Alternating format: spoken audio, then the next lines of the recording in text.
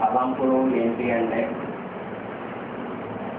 క్రైస్తవం అంటాము, లేచిన కాడి నుంచి బాధలు, కష్టాలు, కన్నీళ్ళు ఇవే ఉంటున్నాయి. శోధనలోనే ఉంటున్నాము.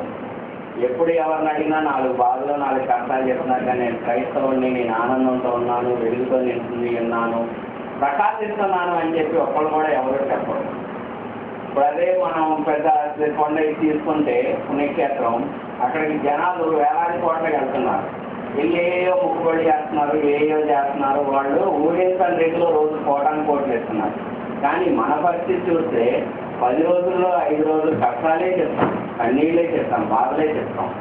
మరి వాళ్ళకన్నా గొప్పదైనా ఒకటి మనకు ఉంది. మన కొరకు దేవుని కుమారుడు తనకు తాను అప్పగించుకున్నాడు. అయినా కూడా మనం ఇదే పరిస్థితుల్లో ఉన్నాం. మరి ఇంకా ఏ సంఘంలో ఏ విధమైన అన్ని జనంలో చూసినా మరణించిన వారైతే ఎవరో లేరు. కానీ మన కొరకైతే శిలువ మీద మరణించిన వారు అక్కడ ఉన్నారు. శిలువ మీద మరణించిన మనం ఈ స్థితిలో ఎందుకున్నాం? మనకి శ్రమలు ఎందుకున్నాయి? ఇన్ని సంవత్సరాలు వాక్యం చదువుతున్నాం. నిజంగా వాక్యం ద్వారా విడుదల మనం పొందామా?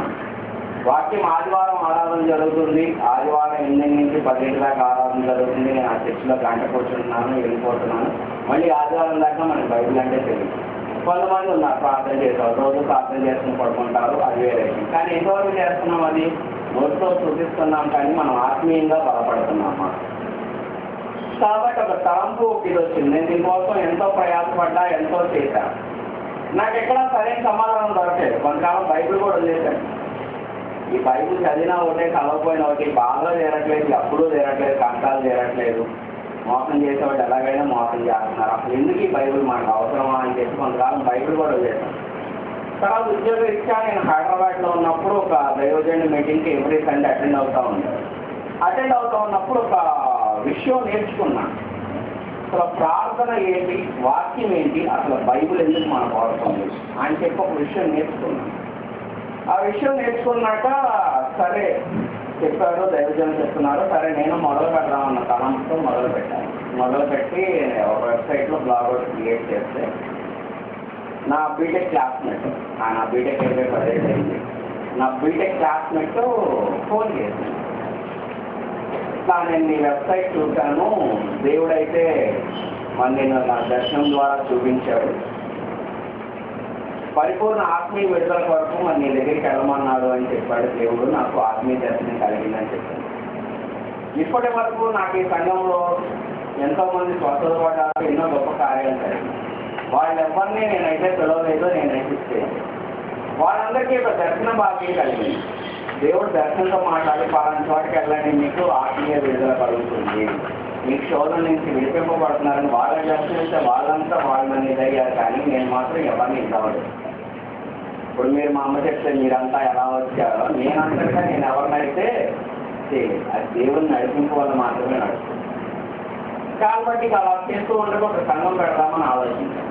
పెడుతుండగానే అబ్బీద గోడ్చుకోవడానికి పెట్టాను. కానీ అది పెట్టినప్పుడు హృదయ తలంపు, అందరు దేవుని స్వరం అంటారు, చదవాలంటారు, జనాలకు అర్థమైంది. నేను పెట్టే ఇంగ్లీష్ కూడా అర్థమైద్దా అవ్వదా, ఇది అబ్బీద గోడ్చుకోవడం అంటే ఏంటి, అర్థమైద్దా అవ్వదా అంటే సరే ఏదైతే అదైంది. అందరు నడిచిన మార్గంలో నడిస్తే ఏ కష్టాలు, శ్రమలు, శోధనలు ఉన్నాయి. మనం నూతనంగా దేవుణ్ణి ఎలా బయలుపరచాలి, ఆ వెలుగును మనం ఎలా బయటికి తీసుకురావాలన్న తలంపుతో సరే అయితే అయిందని చెప్పి రబ్బీ ద గాడ్ వర్డ్ అని చెప్పారు. రబ్బీ అంటే మనం బోధకుడు అంటాం. ద గాడ్ వర్డ్ అంటే దాంట్లో అక్కడ 2 సాదృశ్యాలు వస్తున్నాయి. గాడ్ వర్డ్ దేవుని వాక్యం, గాడ్ వర్డ్ దేవుని ఖడ్గం. వాక్యం వల్లే విన్నవారికి అది వాక్యం విడుదలనిస్తుంది, వినని వారికి ఖడ్గం వల్లే తీర్చి వారి హృదయమును మారుస్తారు. కానీ ఎవరిని బాధపెడతారు, కత్తి వచ్చినా ఎవరిని బాధపెట్టరు. మామూలు కత్తి మనం కోరుకుంటే మనకు దెబ్బ తగ్గింది. కానీ దేవుని ఖడ్గము మనల్ని మార్చడానికి మాత్రమే అది తీయగలదు. అంతే తప్ప అది ఆ కత్తి వల్ల ఎవరు ఎటువంటి బాధ పడరు, ఎటువంటి శోధనలోనూ పడరు. దేవుడు మనకు వాగ్దానం ఇచ్చాడు, నువ్వు సహించగలిగినంత వరకే నేను నీకు శ్రమలు పెడతాను. సహించలేని శ్రమ అయినా పెట్టు.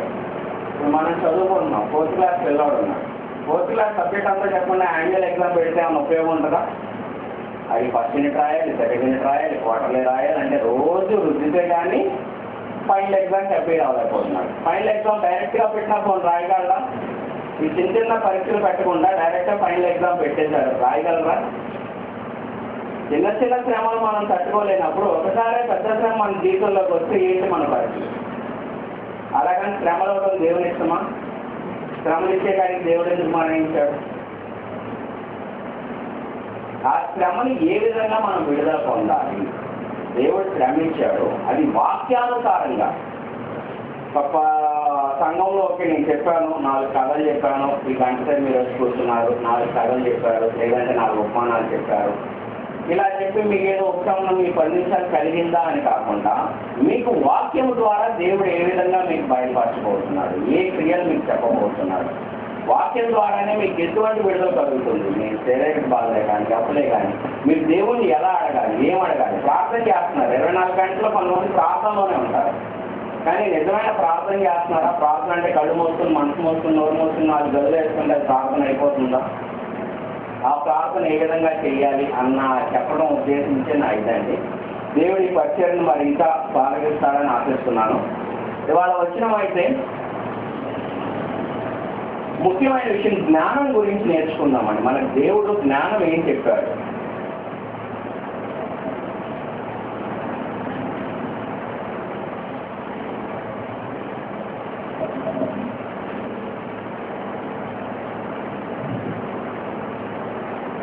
సామెతలు 3:19.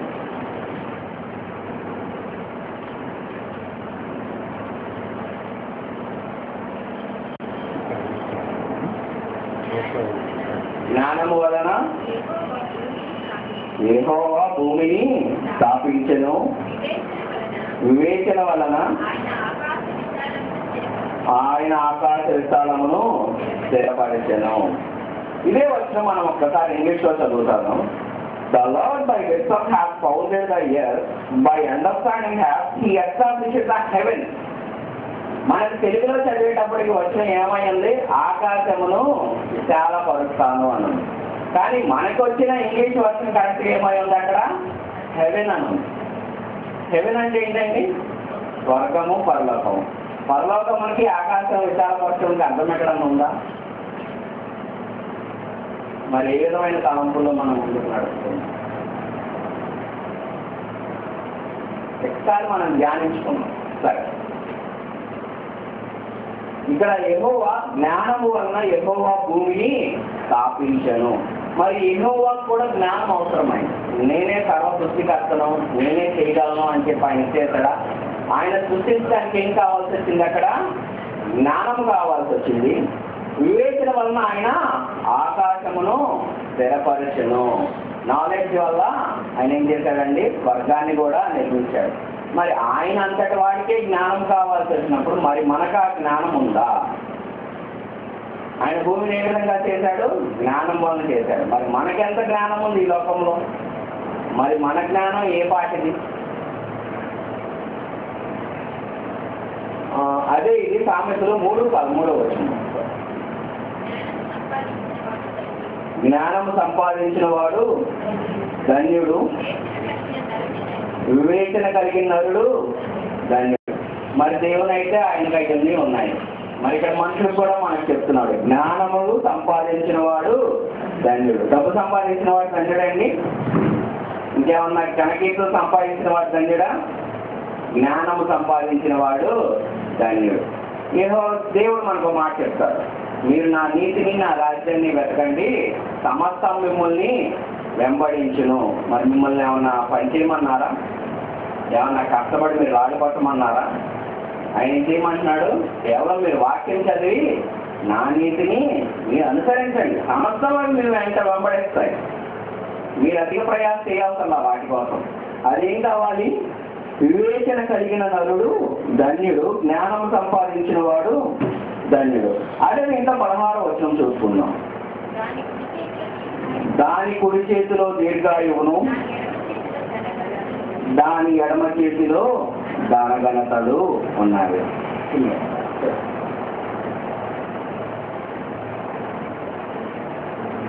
ఇప్పుడు ఈ పిల్ల జ్ఞానం అండి. కుడి చేతులు ఏముందండి ఈ పిల్లకి? కుడి చేతులు ఏముంది? దీర్ఘాయువు. ఎడమ చేతిలో ఘనఘనతలు ఉన్నవి. ఓకే.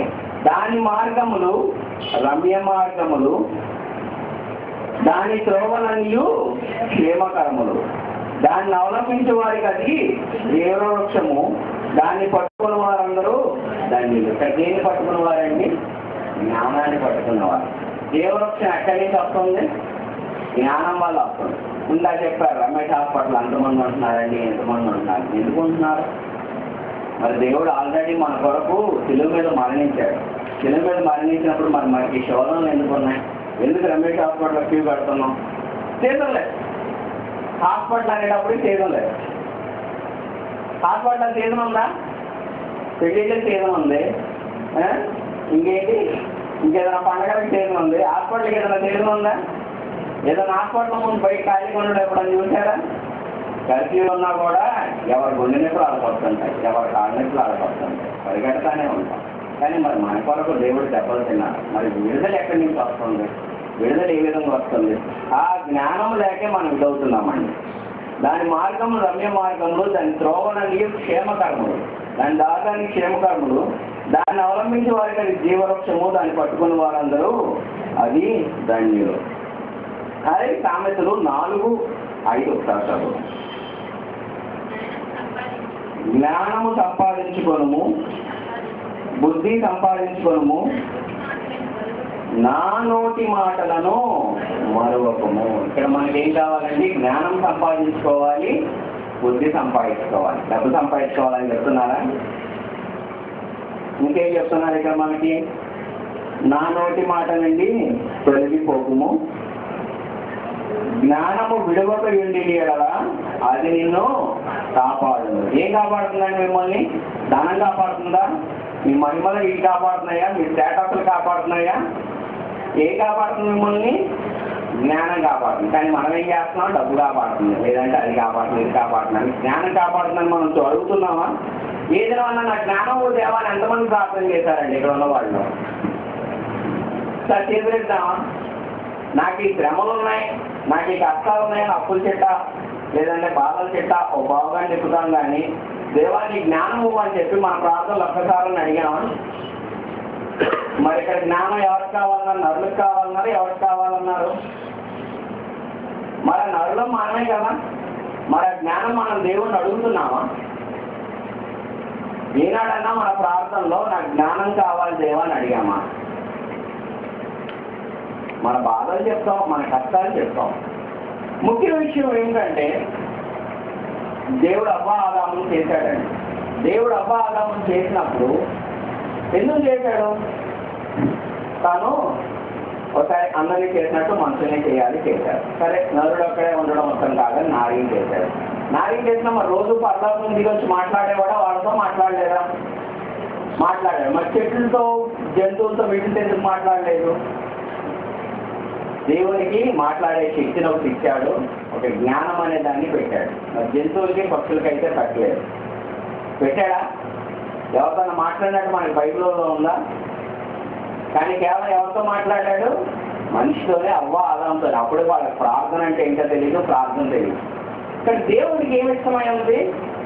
మాట్లాడటం ఇష్టమై ఉంది. నువ్వు మాట్లాడితే ఇప్పుడు నేను పక్కకి వెళ్ళి కూర్చుంటాను. ఎందుకంటే పద్దాక నేను నా ఇంట్లో కూర్చోబోతే పక్కన కూర్చుంటే ఇద్దరు ముగ్గురు మాట్లాడతారు. వాళ్ళ కష్టాలు నాయి, నా కష్టాలు వాళ్ళే పంచుకుంటే నాకే బాగా, నీకు బాగుంది, అమ్మయ్య హ్యాపీ. నేను ఒక్కదానే బాధలో లేని భూమి మీద, మీరు కూడా బాధలో ఉన్నారు కాబట్టి మీరు హ్యాపీ, నాకే పర్లేదు. మరి ఇక్కడ దేవుడు ఏం చేస్తున్నాడు? దేవుడు ఎందుకు వచ్చి అలా మాట్లాడాడు? దేవునికి మాట్లాడటం ఇష్టం. వీళ్ళందరూ ప్రార్థన చేస్తున్నారు. నాకు జ్ఞానం